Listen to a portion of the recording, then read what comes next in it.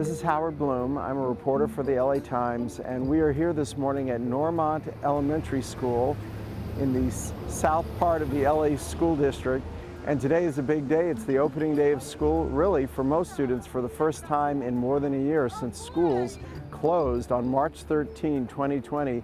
Most students are expected back today. I like your mask. Your masks look really great. Make sure you keep them on. That's really great. Really tight. That's the most important thing. And then wash your hands as much as you possibly can. But there could be a lot of issues. It's, for many, the first day at school, first day back in a long time.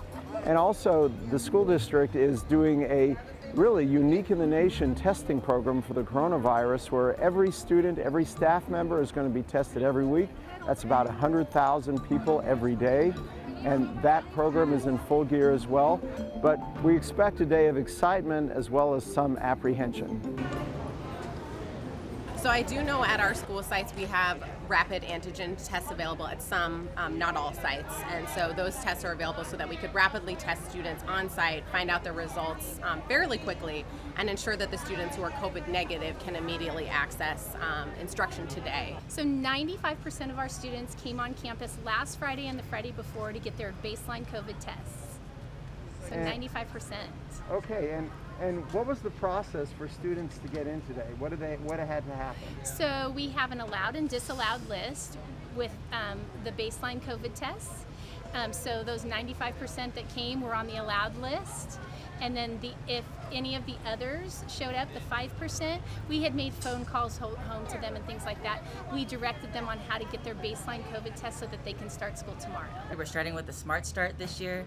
Another week. What does that mean? So a Smart Start is a week or two where students are focused again on that connectedness, on those social emotional relationships, on learning how to self-advocate, self-regulate, make friends, be a part of their classroom with their classroom teacher. And then there will be universal assessments so that we get a sense of where students are, what they need to focus on, what each student needs. It's almost like a plan for each student to make sure that they're able to catch up. Based on what I've seen, because I know with their previous school that they're going to, they were implementing these kind of brackets for their desks, and they're keeping them separated. That made me feel comfortable.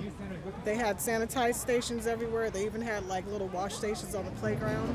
I don't know how it is here because, like I said, we transferred from private school, but I remember what they were working on to prepare them to come back into the classroom.